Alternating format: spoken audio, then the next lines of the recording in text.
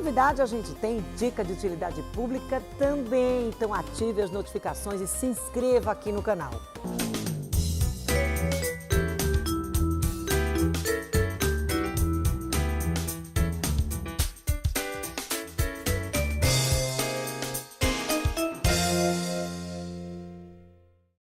Olá, a gente começa mais uma edição do programa Utilidade Pública. Muito obrigada pela audiência, uma excelente semana para todos nós. E hoje a gente vai trazer um exemplo de mãe, tá certo? Olha, guerreira, aquela mãe que não desiste nunca, tem 2 filhos especiais, um com 27, um com 9 anos, tá certo? E continua diariamente nessa batalha, com essa missão linda, essa profissão hoje, que é mãe em tempo integral aqui no estúdio com a gente, a Jorgealda Salles, que é essa mãe, e todas as segundas, Patrícia Pinato, nossa psicóloga e psicanalista, que foi quem convidou a Jorgealda hoje para a gente estar trabalhando esse assunto, porque não dá para isolar, né?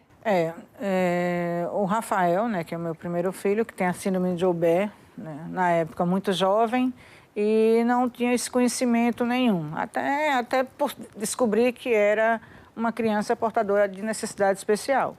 E aí, o primeiro diagnóstico foi aos 7 anos, que era a síndrome de Joubert, associada a Dandy Walker. E aí, os médicos que me atenderam aqui em Aracaju disseram, olha, essa síndrome é rara, a gente vai ter que ficar mandando fax para a USP, e aí tendo a resposta, e aí a gente vai tratar dessa forma. Tudo bem, aí eu fiquei, né, com aquilo na cabeça, eu falei, meu Deus, como vai ser isso? E quando foi com 9 anos, eu soube que tinha um médico em Brasília, uma equipe multidisciplinar com um médico em Brasília que trabalhava essa síndrome. E aí eu tive a coragem, coloquei meu filho debaixo do braço e fui, sozinha para Brasília. E lá, realmente, eu fui buscar. Aí fiquei sabendo do SARA, N coisas. E aí terminou nessa equipe multidisciplinar, que era num consultório médico, e esse médico eu conheci. E lá comecei a me fortalecer, a entender um pouco sobre a síndrome, a entender um pouco sobre o meu filho, as causas, o que ia acontecer, o tratamento e tal. E no entanto, foi um baque, porque eu achava assim, vai ter que fazer uma cirurgia, né? Mas não existe transplante de cerebreiro. Então, explica pra gente, pra gente, explica pra quem tá em casa. Até para ajudar as pessoas a entenderem, porque como é uma doença rara, isso. Muitas pessoas nunca ouviram falar. A gente está falando aqui de 3, tá? A gente está falando da Dandy Walker e Joubert, que é o que o Rafael tem. Rafael hoje está com 27 anos. Ou seja, gente, a gente está falando de um caso que tem 27 anos de dedicação, de busca de qualidade de vida, de luta, de conquista, de vitórias, de aprendizado, porque, na verdade, é um aprendizado.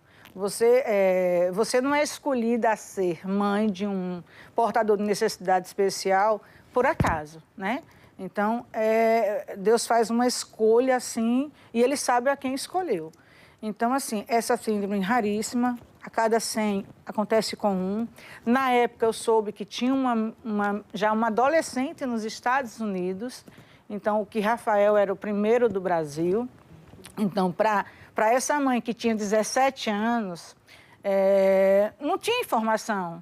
Eu achava que, Nem aconteceu. Nem a causa também, né? Não, causa, não tinha causa.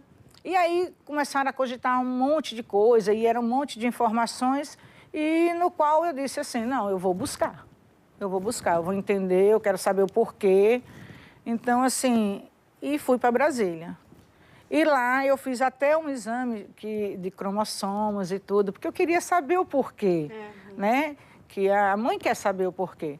E deu tudo normal, tanto comigo como com o pai da criança. Na época deu tudo normal. E fiquei, então vamos tratar. Aí eu pensando, na minha inocência na época, que vai fazer uma cirurgia, vai abrir a cabeça, vai fazer a cirurgia. Não, não é assim, não existe transplante, como eu já citei. Então era o quê? Eu tinha que ter uma equipe multidisciplinar, o neuro, né? A escola e a família, porque é uma junção.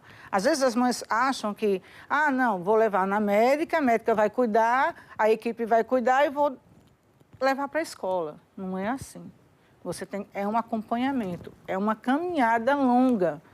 E que esqueça se você vai ter resultado ou não. Você vai ter que só buscar ajudá-lo da melhor forma possível. Um dia de cada vez. Um dia de cada vez. E eles têm a mãe, a família, a escola, a equipe e o neurologista, a equipe montada de uma psicóloga, de uma fono, de uma TO, no caso de alguns, nutrição também, né? Sim. Então, eu fui buscar. E cada dia era um baque. Um baque que me fortalecia cada vez mais, porque a inclusão não existe, não existia, né? E ainda hoje existe, né?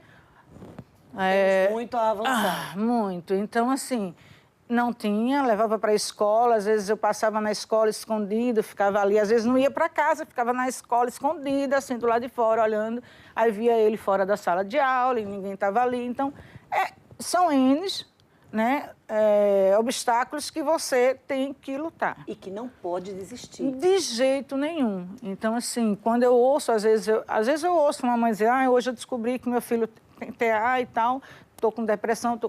Não, gente, não entre em depressão, não fique triste, porque, assim, você vai aprender com esse filho.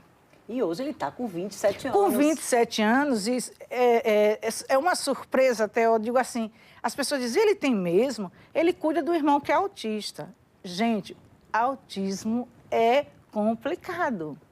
É difícil. Você, para entender o autismo, sem ser uma profissional da área, é complicado. Então, hoje, quando as pessoas dizem, você trabalha com o quê? Eu sou mãe.